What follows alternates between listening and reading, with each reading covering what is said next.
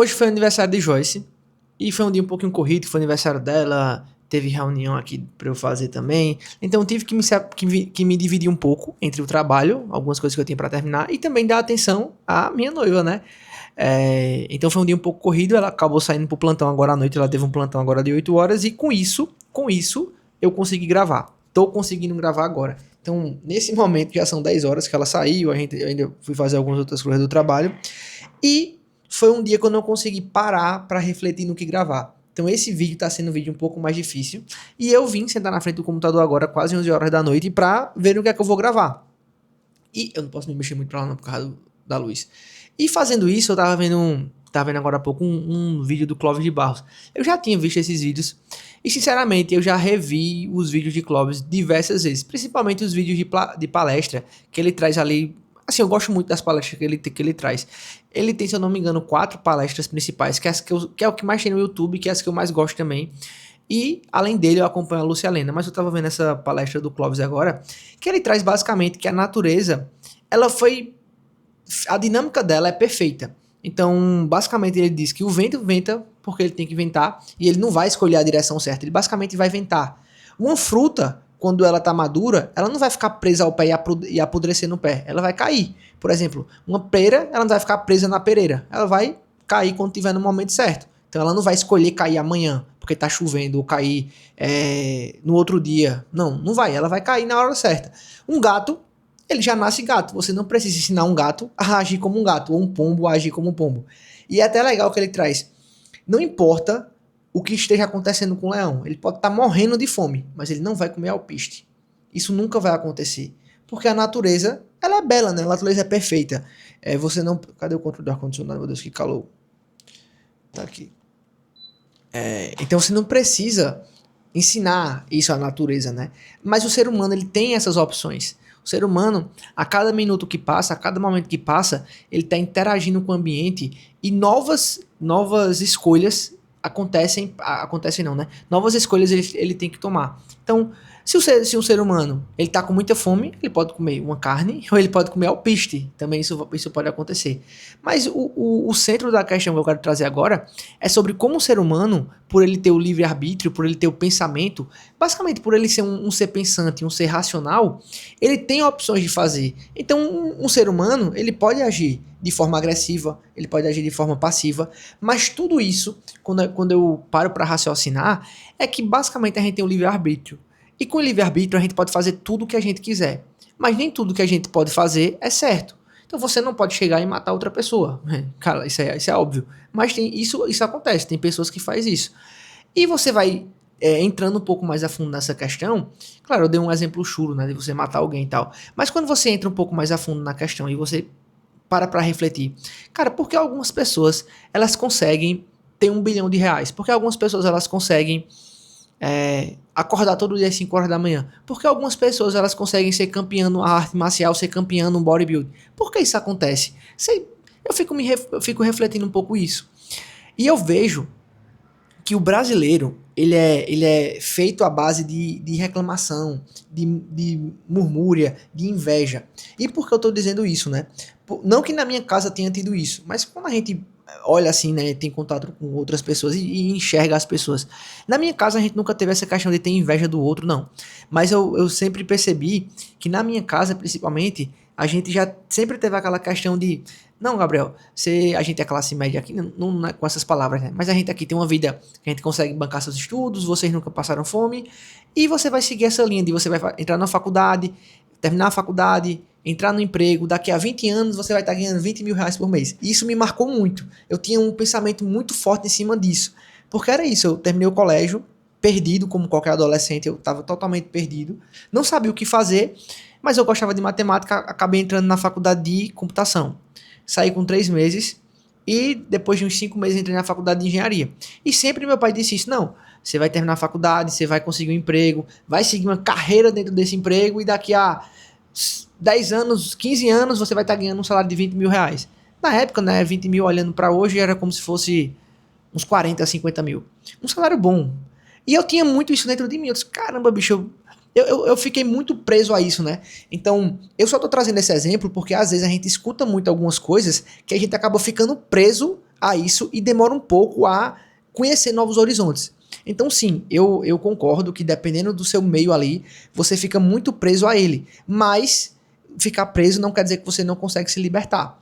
Porque pra mim, como foi que eu me libertei, que eu tive que eu consegui sair desse pensamento tão do meu pai, que eu não sei de onde ele tirou, pode ter vindo do pai dele, pode ter vindo das experiências dele. Meu pai nunca foi um cara muito estudioso de ler e tudo mais, não. Mas ele tinha muito isso, né? E eu demorei um tempo, né? Eu tava terminando a faculdade e eu vi que eu não queria seguir carreira de engenharia. Eu tinha certeza absoluta que eu não iria seguir a carreira de engenharia. E como foi que eu comecei a mudar meu pensamento? E por isso que eu penso que qualquer pessoa que acredita em si mesmo, que começa a tomar ações, a sua vida muda. Não é porque você nasceu numa favela que você vai ser pobre para sempre. Não é porque você nasceu numa favela que você vai ser um traficante. E a mesma coisa é verdadeira. Não é porque você nasceu numa família rica, num condomínio fechado, que você vai ser rico, que você vai ser uma pessoa de bem. Não tem nada a ver uma coisa com a outra. Claro que o ambiente vai te influenciar, obviamente, mas você sabe discernir o que é certo e errado. E também você vai saber discernir o que é para seguir ou não. Por que eu digo isso, né? Porque meu pai me trouxe essa questão de você seguir uma carreira dentro de uma empresa. Mas eu já tinha dentro de mim, não sei explicar isso, que eu não queria ser funcionário de ninguém, eu sempre quis ter meu negócio.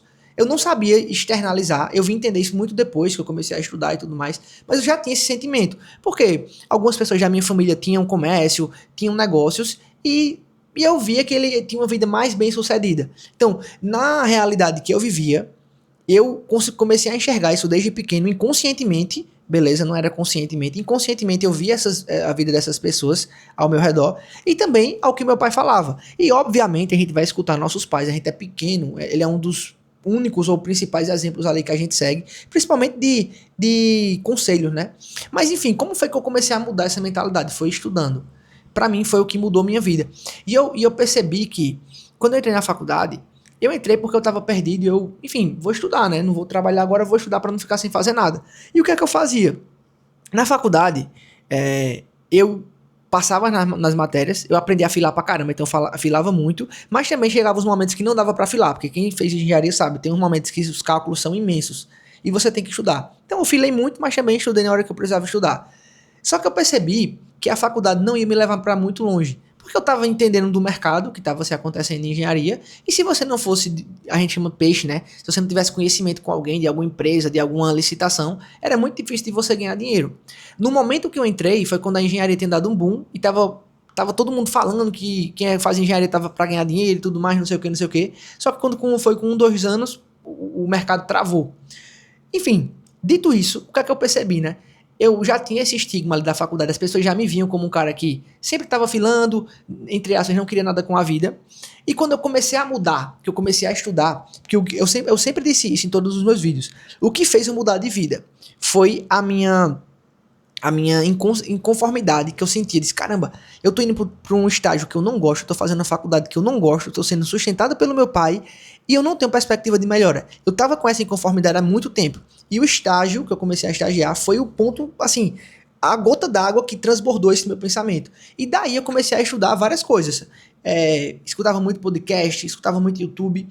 E com isso, eu comecei a ler um livro. Eu nunca tinha lido, para não dizer que eu nunca tinha lido, isso era com 22 anos. Eu tinha lido só um livro que foi pro colégio, na época de pirraia, era o nome do livro, era O Alienista. Um livro assim, eu nem lembro direito como era, mas é um livro fininho. Foi o único livro que eu tinha lido na minha vida. Mas depois de passar por todo esse processo, claro, eu também estava começando a conhecer Joyce, ela já tinha lido mais, e enfim, já tinha passado em medicina, né, toda essa questão. Mas eu comecei a mudar, de fato, quando eu comecei a ler o livro O Segredo da Mente Milionária.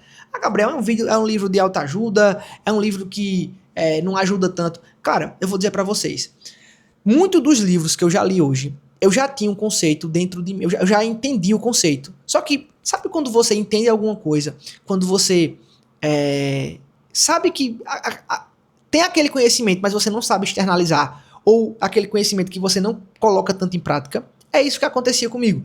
Eu estudava muito pelo YouTube, escutando podcast na época. Então, minha mentalidade sempre foi muito do do que ele traz no livro, né? E quando ele trouxe no livro, é como se, tipo assim, imagina que você sabe sobre um assunto, mas tu tá vendo um pouco embaçado. Então, pô, acho que essa analogia é boa. Você tá enxergando alguma coisa um pouco embaçada, mas você sabe o que tem lá. E daqui a pouco você limpa e você consegue enxergar com nítido, né? Então foi basicamente isso que esse primeiro livro me trouxe. Muitos conceitos que tinham lá eu já sabia. Só que eu não praticava, ou até praticava, mas de forma inconsciente. E outros conceitos eu não sabia, que me ajudou a incorporar vários pensamentos dentro de mim. Eu tava lembrando esses dias, que eu tinha um pensamento, que tinha no livro isso, né? Que era basicamente, não era você abençoar, não tô lembrando agora a frase que ele dizia. Mas, velho, era você ver a conquista de alguém, sei lá, um carro bom, uma casa boa, um relógio bom, um telefone bom, e você não sentia inveja, você simplesmente dizia, pô, graças a Deus que ele tem aquilo, eu também vou conseguir ter. Era basicamente essa, eu não tô lembrando 100% como era, que faz uns 2 anos que eu li esse livro. Basicamente eu leio esse livro todo ano. Pode ser de autoajuda ou não, mas é um livro que foi um game change na minha vida. Então, eu lembro que ele tinha isso e eu comecei a praticar inconscientemente. Inconscientemente não, agora conscientemente. E tanto é que alguns pontos, não desse livro agora, até pulando um pouco mais pra cá, quando você passa a reclamar da sua vida, eu tinha visto um vídeo, né, mas eu já tinha feito isso em alguns momentos da minha vida, e esse vídeo me lembrou que eu fazia isso.